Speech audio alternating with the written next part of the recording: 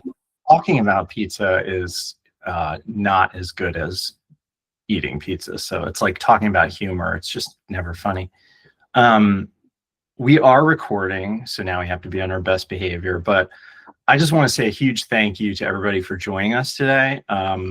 We are running survey camp all this week. It's a camp without the bug spray and without the spiders, and with a little bit or a lot of survey methodology. So I'll say a brief bit about who we are. But again, just want to say a huge thank you to everybody for joining. And in order to introduce this session today, I would say that what I'm going to try to do here is kind of insane. There are people on this call, my colleagues, who have studied survey methodology. And if I'm not mistaken, it takes years to learn properly. And so I'm not going to try to compress that into 60 minutes. Little disclaimer there. But what I am going to try to do is point out as much important stuff as I possibly can in this short time, and you position this as a kind of diagnostic. So for those things where you're like, yeah, Leo, yeah, we all, I know that. Great, fantastic. But for those things where you're like, whoa, I had no idea. This will give you the opportunity to at least get a little taste of what that topic is about, and then pursue it either on your own in a course or at work, learning on the job, as all of us do. So yes, so pure insanity trying to squeeze it into an hour. But again, I think some of this will be familiar to some people, and other parts will not. So with that, I'm going to move forward and just say a little bit about, first of all, the ways to learn surveys, or the ways to learn research in general. Of course, you got to try to explain it through the Simpsons. So there's the theoretical side, which if anybody has watched this show at all, this is the scientist guy, and he's invented a machine that enables you to download books straight to your brain. And then there's the learning on the job side, which I've captured over here, and that is literally a pitfall. So refers to the title of our presentation today. So learning on the job, oh, made a mistake. There I go. And to be honest, I myself have learned from a little bit from one side and a little bit from the other. I say this in order to kind of introduce who we are. So the UXR Institute, our mission is to make it easier for UX researchers to build advanced skills. So doing that requires both theory and skill building. And easy definition of a skill is it's something you can only get by practice. So learning on the job gives you the practice, but often doesn't give you the theory. Studying on your own gives you a lot of theory and potentially a lot of frustration, but no practice. And so our aim in our courses especially is to give you both. Admittedly, this workshop today, this one especially, will be very heavily focused on the theory, being able to identify, just learn some new concepts potentially. It'll be up to you to practice it. But again, we offer courses on these topics as well. And there are absolutely other ways to learn too. So that is us. Today's goal, in short, I'm not going to read that text verbatim, but I'll say we really are trying to invoke the Pareto principle here and give you 20%, that 20% that you learn that'll prevent 80% of disasters. So one way to put it might be, our goal is to just show you the whole iceberg. Maybe some of us, I include myself in this early on, we're focused on just the top of the iceberg, the visible part, the part everybody knows about. Our goal today is to at least show you the whole thing and remind you that there's a lot under the water there. We've got a ton of metaphors between camping, icebergs, and mountains. I hope we can all keep it. I hope I can keep them straight, to be honest. If you have an aha moment from this that you'd like to share, would love if you'd share it on LinkedIn and tag us. That helps us continue the conversation out there. I, for one, find that fun despite my advanced age. So would love to see that. And with that, I'm going to dig right into what we've got for you today. So I will also say I will do my best to take any questions you have. Feel free to throw them in the chat, which you'll find at the bottom of your screen. And I'll try to pause wherever kind of feels natural to take any questions you've got. High likelihood we don't get through all of this, but I, of course, plan on sharing the deck with everybody and giving you the chance to kind of pick up all the detail that I've put into this. I constructed this deck as something that could be shareable and valuable on its own. So my intention is not to try to cover every last detail in it, but to hand it off to you as like a handy guide to use in your survey practice. So our case study, this is a company that doesn't exist yet, but if you know any VCs, call me. It could exist. I mean, if I can find the time, but it's a company called Helium AI. And of course they use AI, and of course they use behavioral science in their app to improve people's eating habits. So the example we're going to be referring to throughout this session is just going to refer back to this. That's sort of kind of related to the kind of work that a lot of us probably do. And the research team at Helium AI, they hopefully have a ton of equity because this is a great idea. They are being asked to gather data from a survey to use as a benchmark to determine if the app is successful or not. And so what they're being asked to do is actually to measure the whether the eating habits of users are healthy at a certain point, and then after a certain amount of app usage, whether they're getting even more healthy. So a lot of pressure will be put on one question that we'll refer to a little bit later. But I mainly bring up this example. We're not going to be necessarily working hard on this, but I bring it up just as a reference point to refer to throughout this, just to ground things. So the first step I'd like to take is to talk about conceptualizing surveys. This is really like the foundation of a lot of the rest we'll talk about.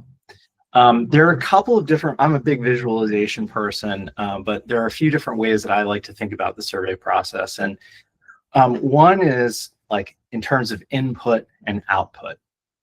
So like, and I love a symmetrical visual. I probably had to force some things here, but the top of it here is the input part. And that's really like where all of the work goes into the planning and design of the survey itself. The output obviously is where the survey goes out into the world and data is collected, and then data is analyzed and visualized and presented. And the reason that I break these out into these steps is like even this reminder can be helpful to people when thinking about doing a survey, because in industry, if we're working in a tech company, especially a smaller one, a startup perhaps, things tend to move pretty darn fast. It's really easy to just go, let's just skip to question design and let's skip from there to collection. So it's at least good to stop and take in what the whole process should look like. Admittedly, some of the steps we go through pretty quickly sometimes, but to at least remember them, keep them in mind. Another way of conceptualizing it for me is this mountain. And of course, hopefully in your mind, this is related to the camping theme somehow. But I like to say that that tip of the mountain, that top where you've spent all this time climbing up, and then you, let's say, leap off with your parachute or hang glider or rope, whatever you choose, that's really the point of no return. So once the survey goes out into the world, there's no coming back to these previous stages. You're kind of stuck with it at that point, which is why I like to put a lot of emphasis on that first, the climbing of the mountain. Because while you're still climbing uphill there, everything is still reversible and changeable. So the arrow even shows you can go back. You've found something in doing testing, you can always go back. Or you go from planning to designing questions and you realize, gosh, we don't know what we're doing here, or this isn't clear enough. You can always go back. But once that survey's out in the world, once you've sent it and you've used up one of those valuable emails to your, let's say, your customer or user list, there's no going back. You can't come back a week later and be like, sorry, please open this email too and take this survey too. So really, really important. And that's where we're going to invest most of our time on this side of the mountain today. The other side of the mountain is hugely important, and that tends to be where a lot of people put emphasis in conversations on LinkedIn. There's so much about analysis, and analysis is important, but all of those other stages, and this is a point I'll harp on, all of those other stages are what set up and structure your data and determine its quality. So focusing just on analysis and all the wonderful techniques out there doesn't mean a darn thing if you're not doing analysis on quality data. So that side of the mountain will be hugely, hugely important. Okay, we get into pitfall ground zero, and that is thinking of surveys as a linear process. So, and I should also say I'm going to refer to some experts who contributed to this throughout when I was building it. You'll see their names mentioned throughout. But this is like the ground zero pitfalls, thinking of surveys as a linear process, by which I mean, okay, so we've done some planning. Oh, great. Let's move to question design. We're done with planning. Now we're committed. Let's just design our questions and just keep moving forward. Okay, great. We've launched the survey. Now we've got some data. Now what do we do? What I'm recommending, and what I think a lot of the experts I consulted recommended, is to think of surveys as circular in a lot of ways, where really you're starting from the end. And this is a point that might be new or surprising. I leave it up to you. But some of the folks who I spoke to recommended some very specific tactics so this isn't just like a philosophy. They actually recommended some very specific tactics. So starting a survey doesn't necessarily mean starting with questions or starting just jumping into designing the survey itself. The recommendation is to actually plan the analysis at the beginning. So decide the kind of data that you're going to need to achieve your particular goals, and to even start modeling that at the very beginning. I had a couple of people like Maria and Carl suggest to start even visualizing the story that the data will tell before even getting to the point of designing questions.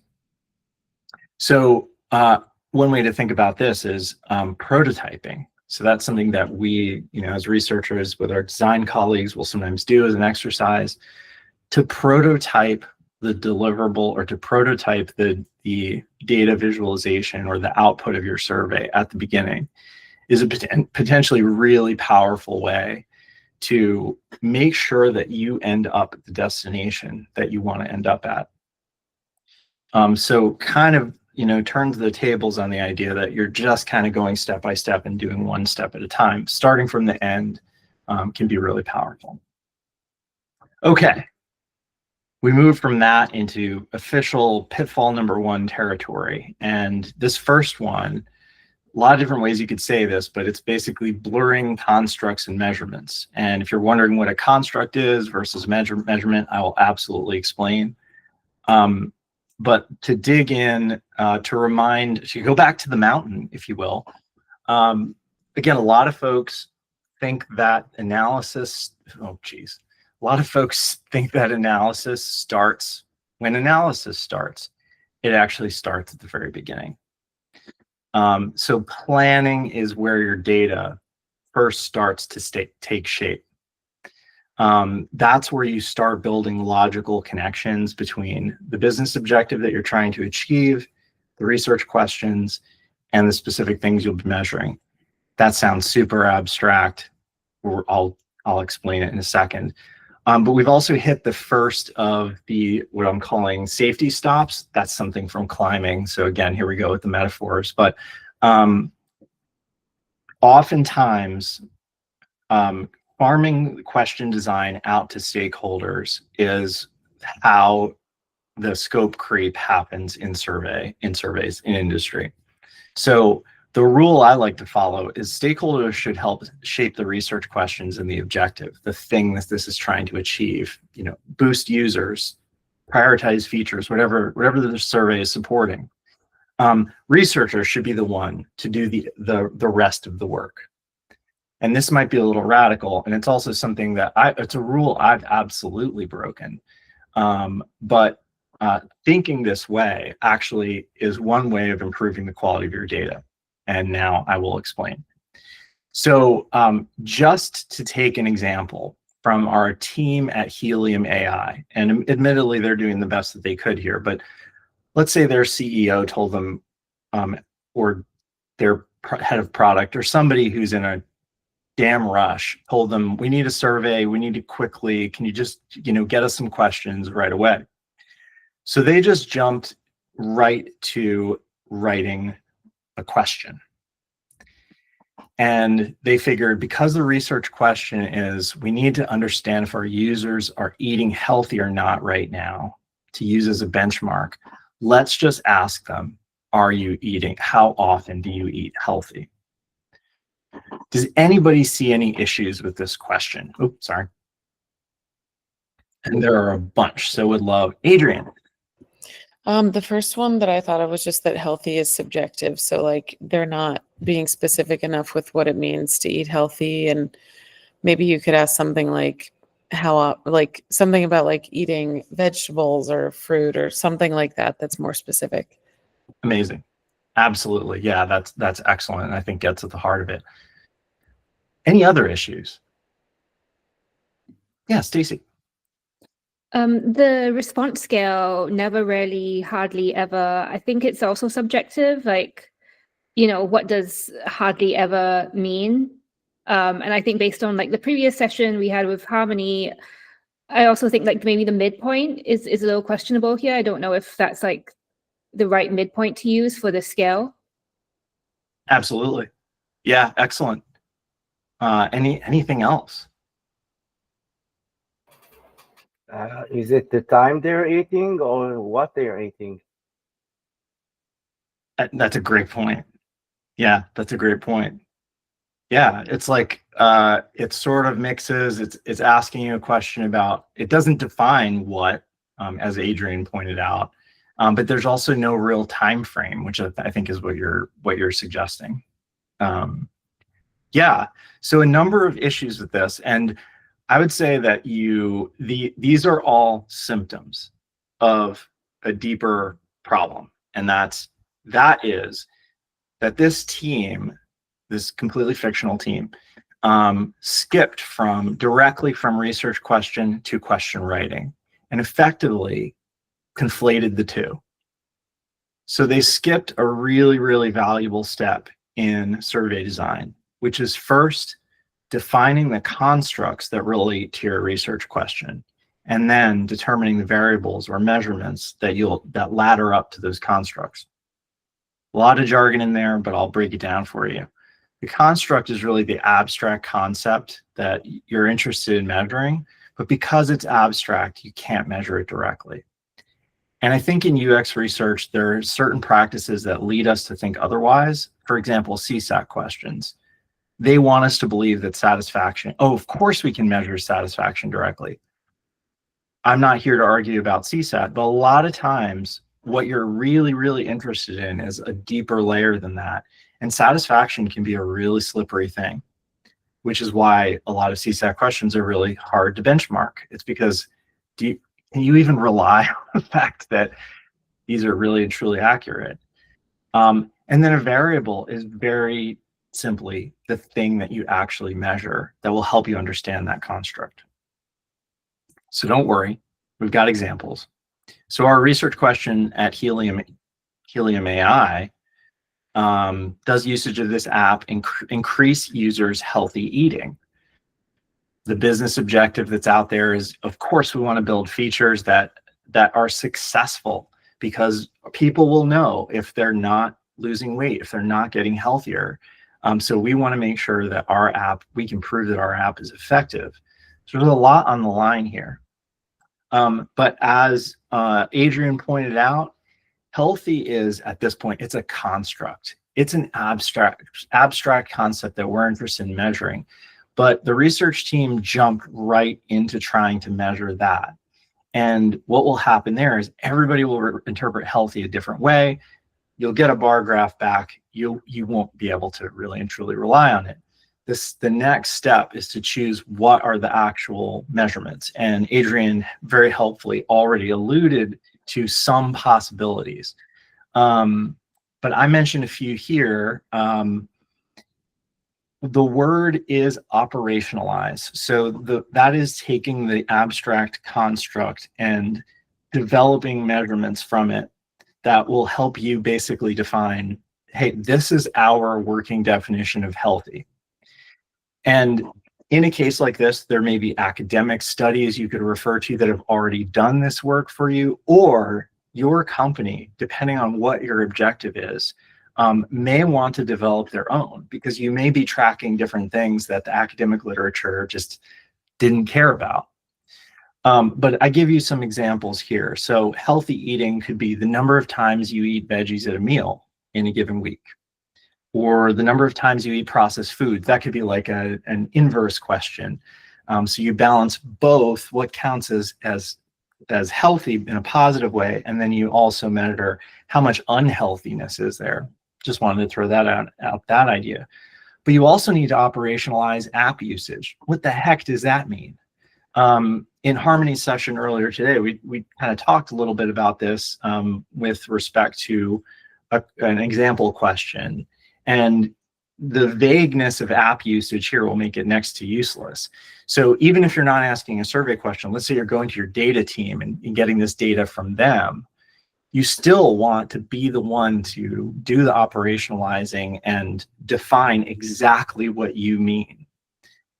So in this case, it could be number of sessions, session duration. It could be a lot of different things. So there's a lot of definition you can do there.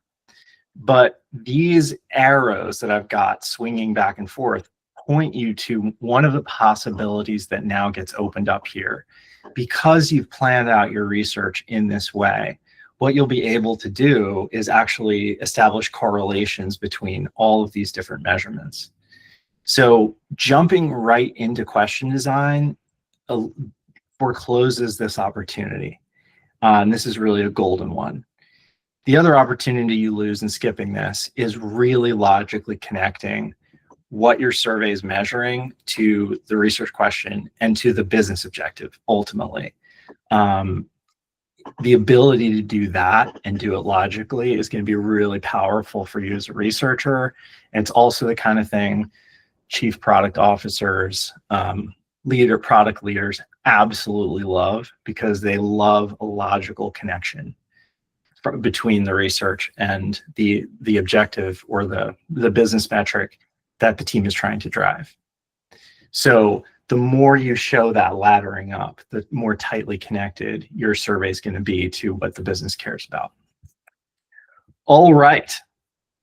Again, to seem cool, I'm using lingo. So the next pitfall, designing questions on vibes rather than principles. So we all know about vibe coding. That's where you can kind of enter whatever you're feeling or whatever you want into one of these AI tools, and it'll produce something for you, kind of a version of it. I don't know if that metaphor really works, but hopefully you get the drift. By vibes, I mean question design based on intuition or previous experience, or I've taken surveys before, I'm just going to model it on what I've seen there, or it's some version of, I ask questions as a qualitative researcher. I'm good at asking questions. The thing is, surveys are not conversations. Surveys are a one-way street or a one-time exchange, and that's it. So there's no opportunity for follow-up. And what this means is that the questions need to grab that key little bit of data that they want, right? You have one chance. So they have to be structured very, very differently. And we like to say that surveys they're kind of like Python or any other language. They have their own rules and syntax.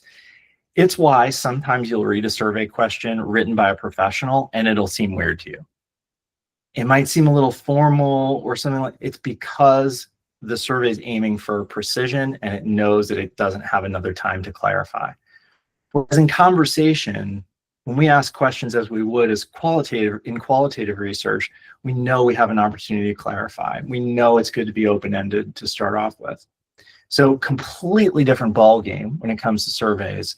And that's where methodology and following actually the proper practices is what the best guide is for you.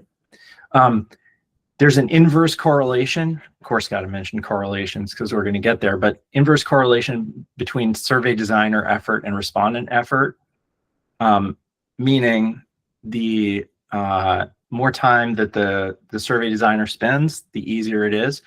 I just saw on LinkedIn somebody quoted, I think Francis Bacon, Francis Bacon is saying, "I'm sorry I've written you such a long letter. I didn't have time to write you a short one." Same darn thing with surveys. Another thing, the impact on your data of poor question design will be mostly invisible. There are some data pros who would probably be able to like suss it out from the data itself. But typically we follow the rule, bad surveys don't stink. I love it. I love that. Another great quote I heard recently is garbage in, garbage out. So we have one of our contributors today mentioned the PISS principle when it comes to surveys, keeping it simple. If you watch Ted Lasso, it's keep it simple, smarty pants. But remembering that's definitely one of the guiding principles we're going to talk about here in a second. But first, I have a question for you. I'm going to refer back to this example question from our Helium AI team. Here's the data from the responses that they got, which I invented, but how might this data be skewed and why? That's a big, hard, difficult, tough question. But I'd love if anybody has any thoughts, and I can give you hints. Yeah. It's not really normalized because it's very abstract. I don't know if that's, maybe it might be part of it, but that's what it came to my mind initially. Normalized meaning not following the normal distribution? Yeah, it's like because the healthy is not really specifically defined, obviously the never or the hardly ever will not be the same for each individual, so that the results will be always skewed in that sense. So it kind of goes back to what Adrian mentioned, because the healthy is not clearly defined, the result is never going to be consistent. There you go. Brilliantly put. Yeah. So essentially these amounts they're kind of meaningless is what it really comes down to, because if somebody defined healthy differently from, or let's say if 50 of these people defined healthy one way, 20 defined healthy another way, 10 defined, you just don't know it from looking at this bar chart. But that won't stop some of us from reporting this bar chart and saying, hooray, the Helium AI team could say to their CEO, look, we've got results that our users are very healthy, in fact. But if the question is designed the way it is, that conclusion has no foundation whatsoever. Cool. All right, so I've got a set of principles. These are, again, only a few, but these are the big ones that I see when I receive a survey, and these are the ones that I try to look out for when designing. The first one is cognitive load, and anybody in the previous session definitely is already familiar with this. But when a respondent has to do a lot of mental work to answer the question, in this case, we've already pointed out healthy is pretty vague, but eat is also vague. Are we referring to meal times only? What about snacks? You know, and then as somebody pointed out, what about the time frame? Much better to include a specific time frame. And here's a weird thing, counterintuitive thing.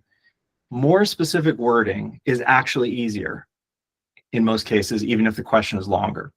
So that push to kind of shrink questions to as short as possible, that economy oftentimes is not doing you any favors. And you see it in the example of the helium AI question. It's so short, but that brevity comes at an enormous cost. It basically comes at the validity of the data itself. So being precise, referring to timeframes and asking for something specific is much easier for people to answer. For example, if I were to ask you, how many vegetables, or how often did you eat a vegetable yesterday out of your 3 meals? Probably be able to answer that. Versus asking you to kind of rate your healthiness. How the heck do I do that? The next one is similar, but a slightly different point, linguistic precision. And so we've already talked about how healthy is subjective and undefined, and respondents can interpret it a lot of different ways. Much better, as we've already said, to ask about specific, concrete things and to actually use well-defined constructs. Break a big concept into multiple questions. As we've already seen, healthy could be broken down into, do you eat vegetables? How much junk food do you eat? How much protein do you consume? All that kind of stuff. So that concept breaks down. The other point I want to make here is that there's a prevailing tendency to use terms that make sense inside your company, but that external people don't understand at all, or can be very vague. I received a survey from the company that manages my 401k, and they asked me my satisfaction with the navigation on their site. I'm a UX professional, allegedly, and I have no idea what that means or how to rate it. So precision is about pointing to, are you talking about the ease of finding things that I'm looking for? Are you talking about the information architecture? Is it intuitive to me? Navigation can mean so many things. Break it down and ask those specific questions. And then we've got a little seesaw here. You folks are already on to this one, but answer choice and balance is definitely one you see a lot. And in this case, the net impact on the data would be to push people. If we go back to the question, it's pushing people towards positive because it's so weighted in the negative direction. You have 3 essentially negative options: never, rarely, and hardly ever. If I eat healthy sometimes, I'm either going to have to choose hardly ever or often. And because I'm particularly susceptible to social desirability, I will definitely report often. So you're going to have a bunch of people saying, and that's maybe another reason why this bar chart is distorted. You're going to have a lot of people forced into positive territory because there are 3 negative options, but they don't want to go to any of those. So again, in a real context, you're going to your CEO or your head of product and you're like, hey, great news. It has no foundation. So that's the scary stuff we're trying to avoid here. Moving right along. So now we get into kind of like the technical stuff. And sample design is an important step, even if it's done on the most minimalistic level, because what I see is sometimes like skipping it entirely and skipping the logic of doing this, which actually can really disconnect a survey from its research question, which is something that I'm going to explain. So sampling is the process of taking a sample from a bigger population. And sampling is crucial to be able to generalize, meaning to be able to say, based on only this limited number of respondents, that we are claiming this is true of the entire population, whatever that is. So if you don't do sample design, you can't do that. And if you do that without doing sample design, again, you're reporting things that have probably no basis in reality. So this is where like the survey stuff starts to get a little dangerous, because if you skip a step like this, then you can't make really important claims. Let's dig into that. So with the Helium AI example, let's say the researchers report, you know what, we found that 62% of our frequent app users eat healthy. But they skipped sample design. They did not choose a random sample. What this means is they cannot estimate the margin of error. Margin of error, everybody's seen it. You don't need to know how to, we're not going to get into how to calculate it today. That would take a lot more time, but to call out the importance of it here is my main goal. So if you can't estimate it at all, you have no idea of the true value. You have no idea of what the range is. So for example, if you did design a sample and the margin of error ended up being really wide, you would sure want to know that.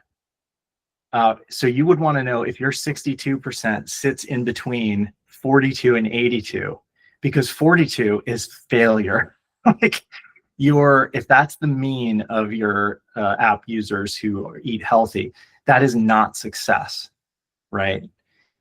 82, you could argue it is. So, but if you haven't designed a sample and gone through that process, you won't know. And so that number that you're just reporting and taking to your leadership, again, it could be built on a foundation of sand. So when it comes to sampling, again, you don't need to be a statistician in order to understand this. The most important step is to actually define your population. And I see this step skipped a lot because people make the assumption that, for example, well, it's our users. Hold on a second there. Are you trying to make a claim about all of your users? If that's the case, you would then start with a population. You would seek a sample frame, which is how you're looking to access the population that actually represents all users. The trouble there is oftentimes if a researcher at a company were going to do a survey with the idea that our population is all users, typically they only survey the active ones. What about the other ones? So defining your population precisely is really, really important. The other thing it kind of unlocks for you is this question that I've added in the sidebar there, which comes from our friend Carl. And that is, in some cases, you might not even have a sufficient population to be able to draw a sample. And if you don't have a big enough population to draw a sample, there are aspects of statistical significance that you won't have access to. You won't be able to calculate those. A good example might be a class. So if you're doing a survey of a class and there are, I don't know, 15 people in it, and you get 4 responses, there's nothing you can generalize there. Virtually nothing you can generalize, because the 4 people responding, they just cannot be representative of the whole, and you don't have any bigger sample to draw or population to draw from.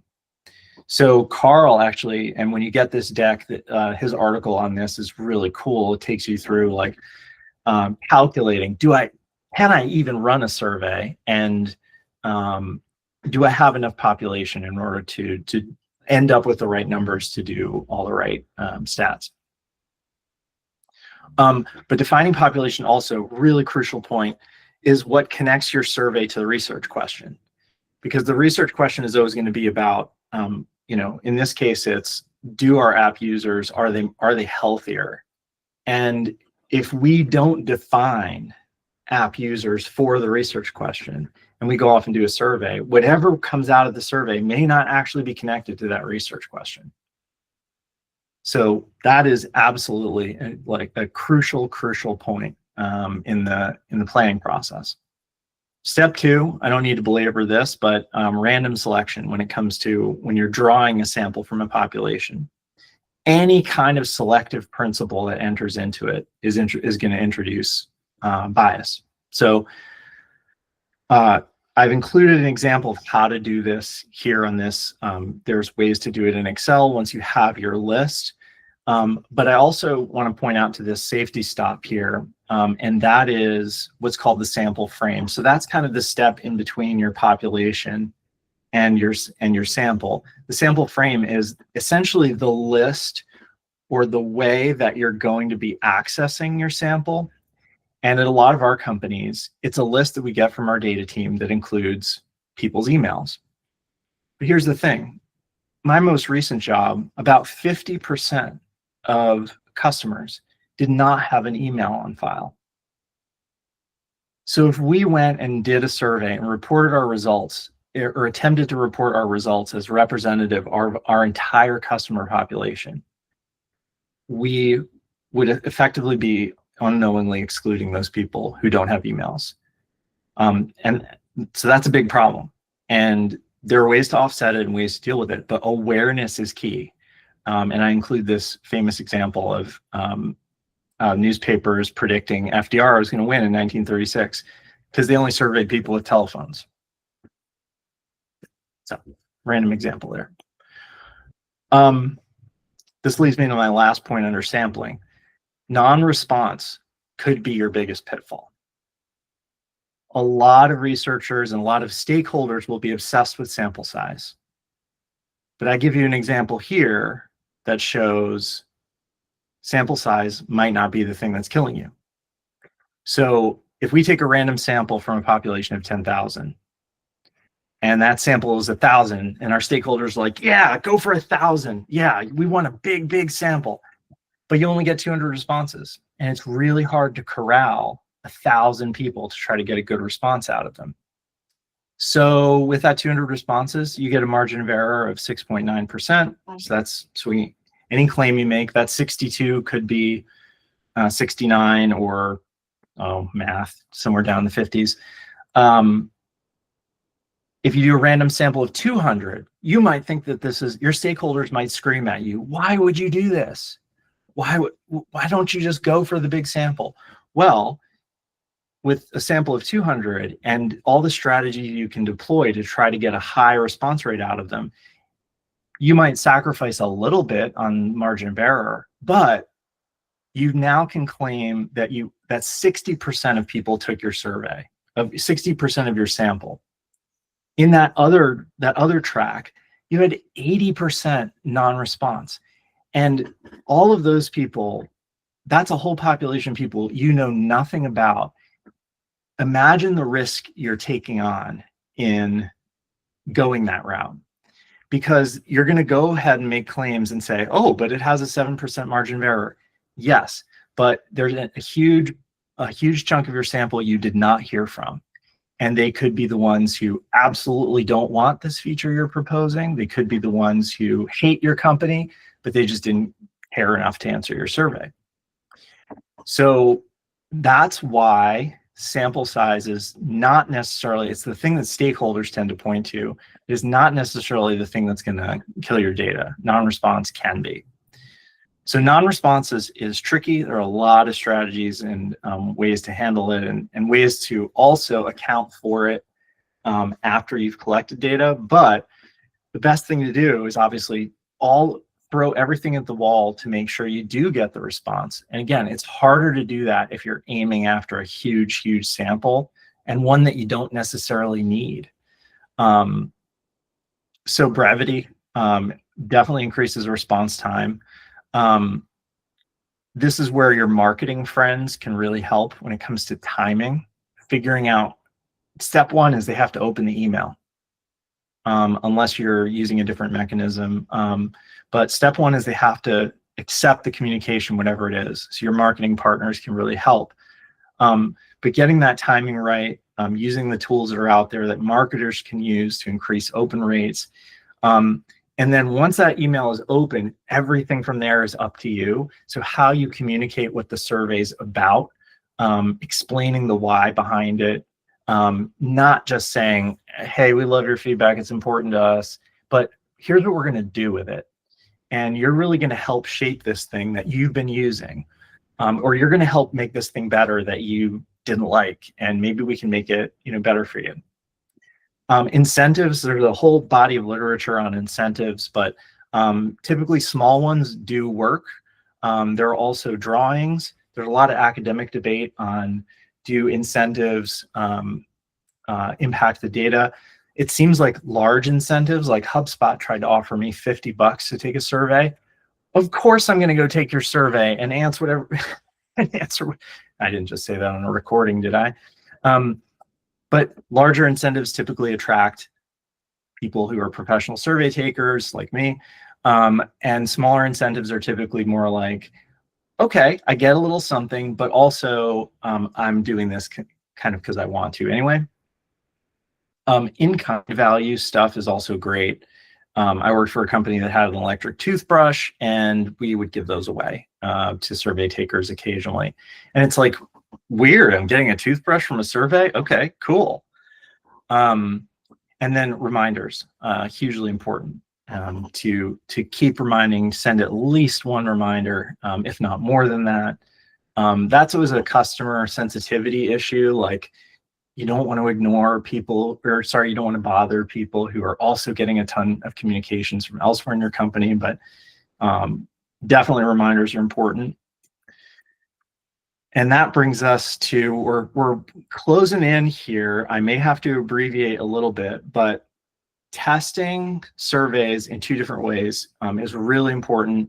And one of the most important things in this entire presentation, because if you do something called cognitive testing, you are potentially catching a ton of potential mistakes that if you didn't apply anything else that you've learned earlier in the presentation, like paying attention to cognitive load and linguistic precision, if you skipped all of that, cognitive testing would probably catch a lot of it. Cognitive testing is, if you're a UX researcher, it is basically usability testing your survey. You are asking the people to think aloud as they walk through the question, and think aloud. You want to hear their reasoning process for answering and choosing an answer choice. If you haven't done this yet, try it ASAP, and you'll find it unlocks a ton of insight about your questions. You can even think of survey design as almost like an iterative design thing, where you do a few rounds of cognitive testing. And it's work, but it gains you a ton of efficiency because you'll catch a ton of issues before you launch. The other thing that I've always recommended is pilot testing. And that's different because that's actually sending the survey. You're not testing it with somebody in front of you thinking aloud. You're sending the survey to a population. You're going to throw that data away. You're not going to use it. But you're using it to see what the data looks like and to test responses, to see how questions are performing. Are you getting any weird responses that you didn't expect?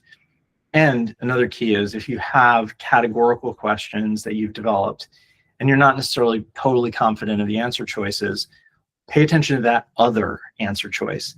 If you find a large percentage of people answering in other, that's a sign that your question needs to be reformulated. And you may want to go back to cognitive testing to figure out, okay, let's get all these categories straight. Okay, I cannot possibly do this justice in just a few minutes, but reporting any data results without testing for statistical significance, or at least being aware of it, is definitely a dangerous thing. And let's again clarify here what statistical significance means. Many stakeholders will be like, they'll just pay attention to sample size. I had a chief marketing officer once question me and say, yes, but is this statistically significant? The results were only from 200 people. And I'm like, it has nothing to do with that number on its own. There's a lot more math to it. And of course, I've got a plug for our workshop tomorrow with Cheryl that gets into this in a lot more detail. But statistical significance, what it really means is that the thing that you're reporting is most likely not due to chance. Now, that doesn't sound as cool as people would want it to be. But yeah, basically what you're saying is, all I can tell you is that this is probably not just because of chance. It's pretty wild when you really think about it, but that's really the best you can do. Do I have 2 pitfall number? Oh, thank you for catching that. I have 2 pitfall number 4s. See, there are certain things I didn't test. So thank you. So that's really what you're saying when you say statistically significant or not statistically significant. Skipping this test means your insights and recommendations might be based on chance. Let that sink in. None of us want to go there. That's like pure terror territory. We're like, did I get this result just because I randomly got one corner of my population? So a common calculation of statistical significance is the t-test, and Cheryl goes into that tomorrow. That's where you're comparing two things. Essential to translate the t-test into English, if the sample size is small, there's a greater chance that the rest of the population could be different. So again, you've taken a small sample. It's not big enough for you to be able to say, hey, this represents the whole population. The other measure that a t-test is considering is dispersion. If the dispersion in one of the, let's say, a mean that you're reporting is wider, they're more spread out, there's a greater chance that the sample you selected is not representative. So I'm going to show you that visually. I will say in the deck, I created a calculator using Claude, actually, that shows you what happens as you manipulate some of these different elements. And it actually, I couldn't include it on the screen, but it actually shows, is this statistically significant or not? So it could be a cool way to learn after the session, or just see how these things interact. So reporting a mean on its own. So this is just without doing any kind of testing. Great. Group A is at 62%. Group B is at 48%. That's a 14-point difference. Great. Let's take it to the chief product officer. We're successful. Fantastic. Just visually speaking, and this is like some of what the t-test helps suss out. When you spread the data out in a histogram, and let's say in example number 1, what you're looking at is data with a high standard deviation. So both of them, well, here it's called group 1 and 2, but groups A and B, they both have a lot of dispersion in them. Notice how much they overlap, right? So just visually speaking, there's a ton of overlap between them. There's almost no territory where you don't see the two together. So what the t-test will actually do is represent this in numerical form, but I wanted to show it to you visually to show, like, if you have a lot of dispersion in those two groups, you can't actually claim that there's a real difference, because the mean hides that dispersion. Conversely, down on the bottom, where you see there's low dispersion on each side, so more concentration around the mean for each of them, you can actually see visually that there's more separation. So this is what statistical significance testing does, is it tells you this, and not just visually based on, you know, what I feel like I see, but it'll actually give you a number. But again, you know, calling out number 1 example number 1 especially, in this graph, you would say we declare success, hooray, A is bigger than B. In this graph, you would go, yeah, but there's still, the groups are actually so similar.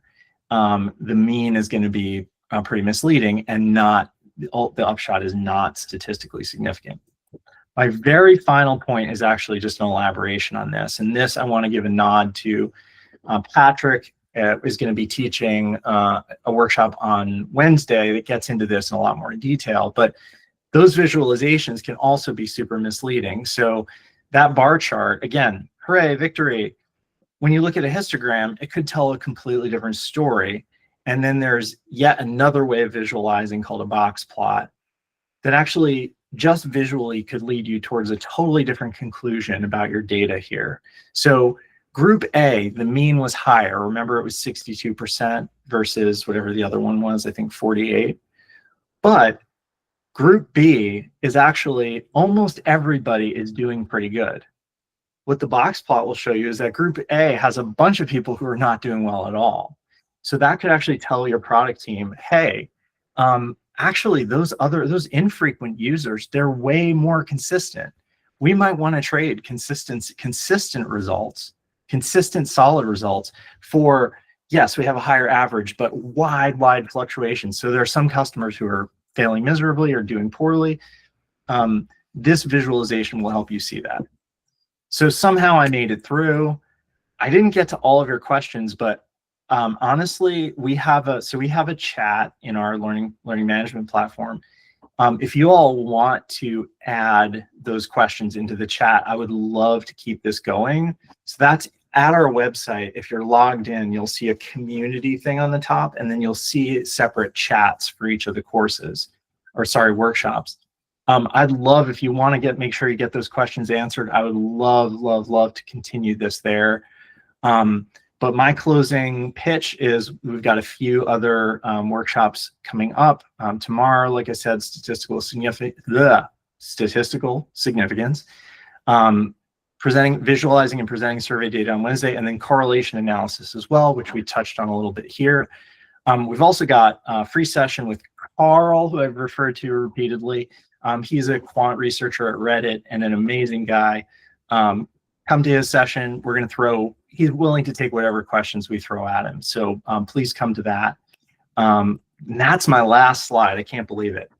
I am more than willing to, for folks who want to stay around and get your questions answered, I don't need to drop right this minute. So I'd be more than happy to answer any questions of folks who stick around. But I don't want to hold anybody else.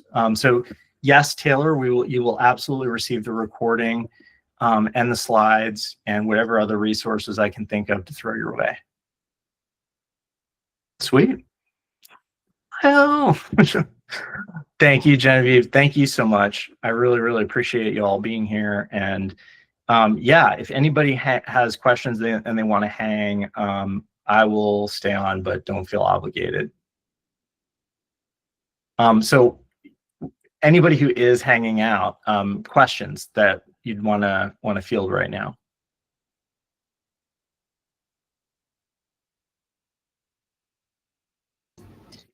Yeah. Oh, sorry. Jumping in, thanks so much once again for this conversation, for the platform itself. For me, especially, I work a lot in contexts where it's a startup. There are maybe not as many users.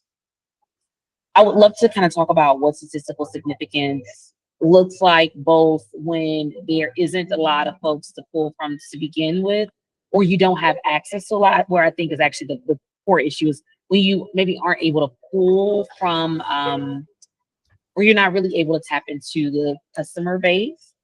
How might you be able to give data, but also highlighting that this is maybe not representative of the full breadth of the client? So basically, how do you just navigate that tension that might be there?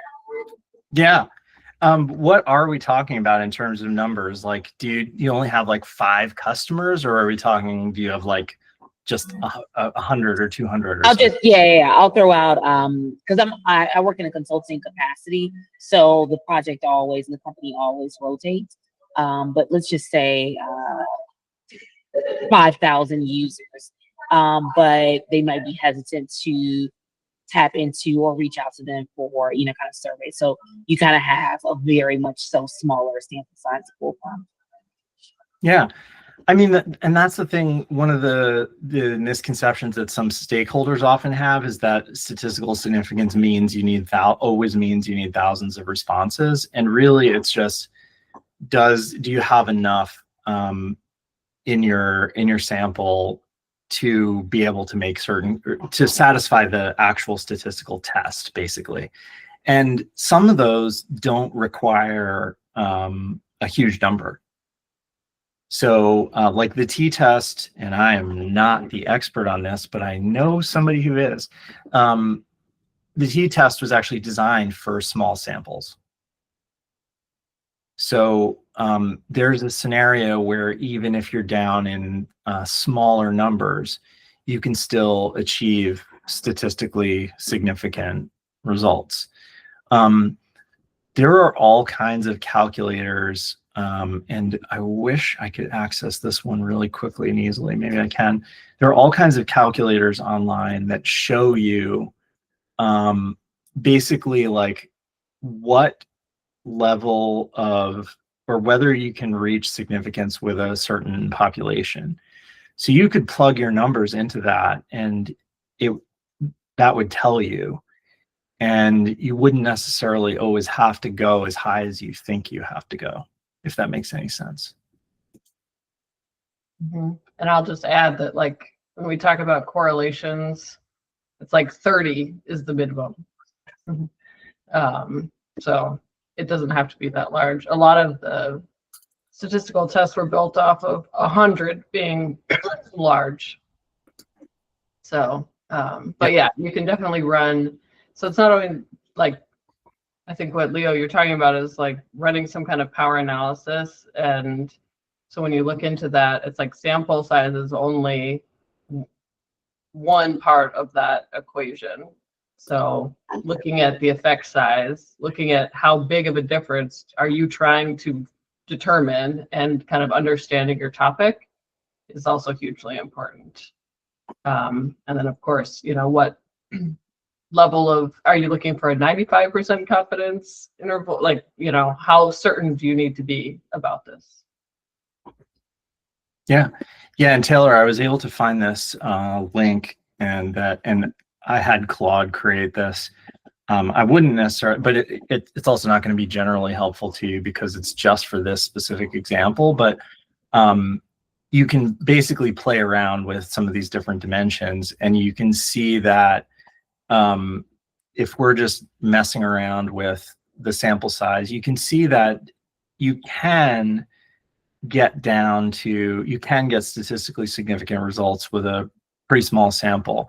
And it'll depend on, you know, you start playing with standard deviation, because again, like that visual that I showed, as things start to get more spread out, there's going to be so much more overlap. So you see, as I start clicking with this, boom, now we're not. But as long as things are not super dispersed, then you start to get into territory where you can say, okay, based on just this smaller pool of users, this is statistically significant. And there's all the assumptions baked into it are written here. So yeah, but there are general calculators that you can play around with that will show you for your specific case. Sweet. Kathleen, you have a question. Yeah, I was going to ask if you'd go back and just address, Shauna asked a question. Is there actually any point of ever doing a survey if not aiming for statistical significance? I think so. I mean, I've done them at my last job, did them pretty frequently, where some of what you're doing is trying to kind of get a read, or trying to get kind of inspiration for something where you don't really need to be able to make a claim that holds up across the whole population. So you can probably think of a bunch of ideas where that's, you know, in a lot of our jobs where that's true. The statistical significance thing is basically saying, like, yes, we can, like, the difference between this thing and this thing is significant enough, we think, in this sample, and like that would hold up in the population as a whole. But in my experience, like, there are some surveys that they're done to like sort of provide directional guidance, and where we really just don't care if, because we're not going to be relying on claims like this number is higher than this number in order to make our decisions. We're relying on other sources of insight. And I'm trying to think of an example, but does that make sense? So I guess what I'm not saying is like, oh, it's where we're just trying to look for general vibes or direction. It's more like it's for cases where we're not going to hinge a decision on being certain that these two numbers are different. We're kind of like looking for other forms of insight. And in those cases, I think there's quite a bit. I mean, you might be trying to learn about a population of people you literally know nothing about. And so you're not there are no product decisions on the line where it's like, okay, but we need to be sure. Like the example that I gave with Helium AI, that is an example where you want to be sure that that number is really and truly different. So more people are using the app, the more people use the app, the more their eating habits change. But you know, you can think of a bunch of different ways, like, oh, if you were just learning about the Helium AI users in order to think about like, oh, what problems are they having? What are the other issues we might help them solve? You probably, if you have like two front runners that come out of a research project like that, you probably wouldn't say like, well, we're going to do A because it got 6% more. It would probably be more like, well, this survey produced two top candidates that we're going to evaluate using other criteria. That was a really long-winded answer. I was sort of like thinking and improvising my way through, but it's a fantastic question, so thank you. Sweet. Well, this is a case where staying after school there's no stigma attached to it. Cool. Well, if there aren't any other questions, thank you all for hanging out. And this was a ton of fun. And thanks a lot for joining us. Thank you all very much. Bye. See y'all. Bye.